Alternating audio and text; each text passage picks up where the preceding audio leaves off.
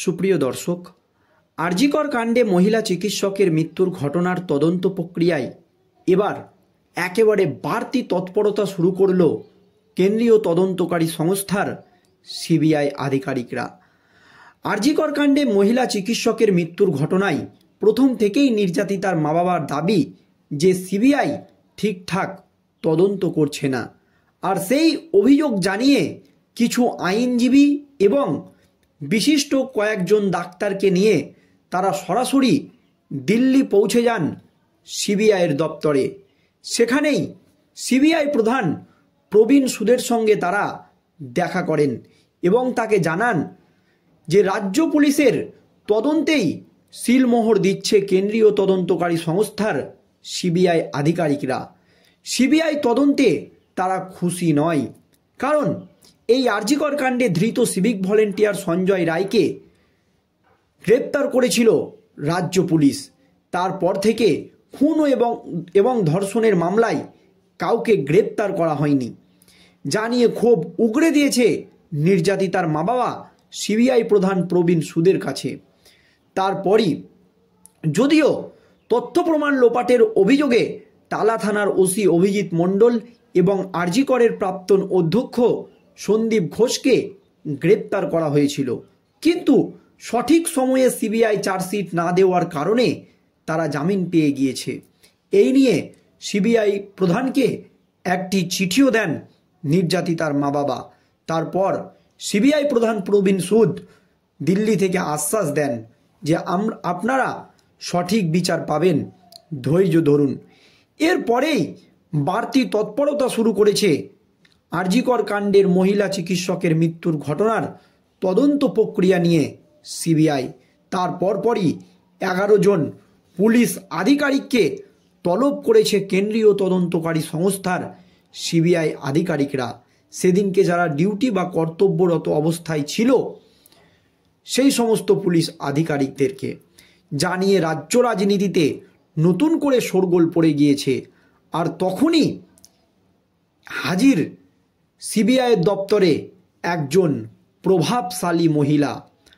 আর প্রভাবশালী মহিলা সিবিআইয়ের দপ্তরে হাজির হতেই একেবারে রাজ্য রাজনীতিতে নতুন করে জোর জল্পনা শুরু হয়ে গিয়েছে। আরজিকর ধর্ষণ ও খুনের মামলায় সোম ও আগামী মঙ্গলবার সিবিআই কলকাতা পুলিশের 11 জন পুলিশ আধিকারিককে তলব করেছে। এই তালিকায় রয়েছে গত 9 আগস্ট ঘটনার দিন কর্তব্যরত থাকা টালা থানার একাধিক পুলিশ আধিকারও। এইদিকে সোমবার দুপুরেই আচমকাই সিজিও কমপ্লেক্সে পৌঁছান একেবারে একজন প্রভাবশালী মহিলা। সূত্র মারফত খবর পাওয়া যাচ্ছে কলকাতা পুলিশের এক মহিলা আধিকারিক তিনি। সূত্র মারফত জানা যাচ্ছে টালা থানার এক মহিলা আধিকারিক বেশ কিছু নথি নিয়ে সিবিআইয়ের দপ্তরে হাজিরা দিলেন এদিন, কিন্তু তার পরিচয় নিয়ে বিশদে কিছু এখনও জানা যায়নি। তবে তরুণী চিকিৎসক খুন ও ধর্ষণের মামলায় সোম মঙ্গলবার সিবিআই মোট 11 জনকে তলব করেছিল।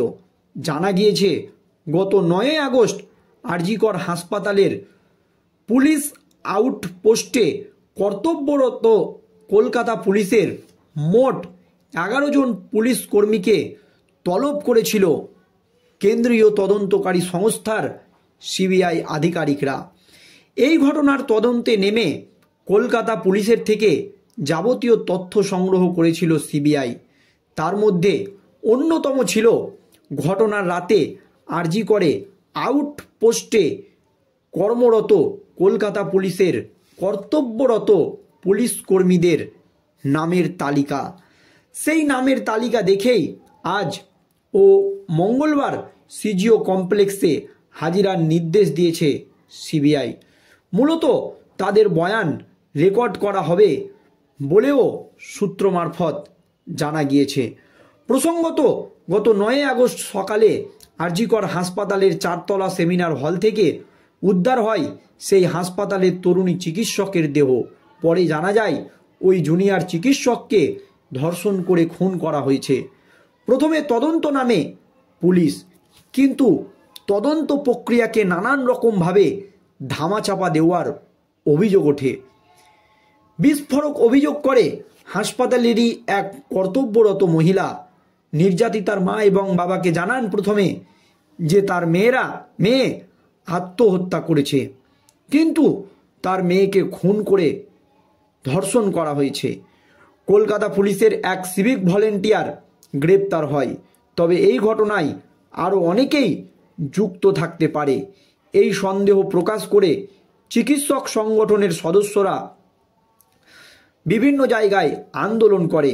ফলে হাইকোর্টের নির্দেশের পরই এই ঘটনার তদন্তভার চলে যায় কেন্দ্রীয় তদন্তকারী সংস্থার সিবিআই আধিকারিকদের হাতে।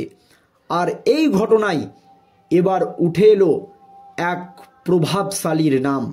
আর সেই প্রভাবশালী কে, সে নিয়ে কিন্তু এখনও বিস্তারিত তথ্য পাওয়া যায়নি। তবে সূত্র মারফত খবর পাওয়া যাচ্ছে টালা থানার এক মহিলা আধিকারিক, মানে তিনিও মহিলা পুলিশ অফিসার, তাকে বেশ কিছু নথি নিয়ে সিবিআইয়ের দপ্তরে এদিন হাজিরা দিতে দেখা গেল। কিন্তু তার পরিচয় নিয়ে বিশদে এখনও পর্যন্ত জানা যায়নি। তরুণী চিকিৎসককে ধর্ষণ ও খুনের মামলায় সোমবার এবং আজ অর্থাৎ মঙ্গলবার সিবিআই মোট 11 জনকে তলব করেছিল। জানা গিয়েছে গত 9 আগস্ট আরজিকর হাসপাতালের পুলিশ আউটপোস্টে কর্তব্যরত কলকাতা পুলিশের মোট 11 জন পুলিশ আধিকারিককে তলব করলে বেশ কিছু তথ্য তাদের কাছ থেকে পাওয়া যেতে পারে। কিন্তু এতদিন কেন কেন্দ্রীয় তদন্তকারী সংস্থার সিবিআই আধিকারিকদের এই তৎপরতা দেখা গেল না, এই নিয়ে কিন্তু গোটা রাজ্য রাজনীতিতে প্রশ্ন উঠতে শুরু করেছে। তাহলে কি নির্যাতিতার মা এবং বাবা সিবিআই প্রধান প্রবীণ সুদের সঙ্গে দিল্লিতে গিয়ে দেখা করতেই সিবিআইয়ের শীতঘুম ভাড়ল? তারপরে কি আরজিকর কাণ্ডে তারা বাড়তি তৎপরতা শুরু করলো? এই নিয়ে কিন্তু রাজ্য রাজনীতিতে নতুন করে তৈরি হয়েছে একেবারে জোর জল্পনা। আর এই প্রভাবশালী মহিলা সিবিআইয়ের দপ্তরে যেতেই আরও কিন্তু জল্পনা বেড়ে গিয়েছে। তবে গুরুতর অভিযোগ নির্যাতিতার পরিবারের, তার মেয়েকে ষড়যন্ত্র করে চক্রান্ত করে খুন করা হয়েছে। তার মেয়ে হয়তো আরজিকরের একাধিক দুর্নীতির কথা জানতে পেরেছিল, সেই জন্যই তাকে সরিয়ে দেওয়া হয়েছে। এখন শেষ পর্যন্ত তদন্ত কোন দিকে মোড় নেয় সেই দিকেই আমাদের নজর থাকবে। ধন্যবাদ।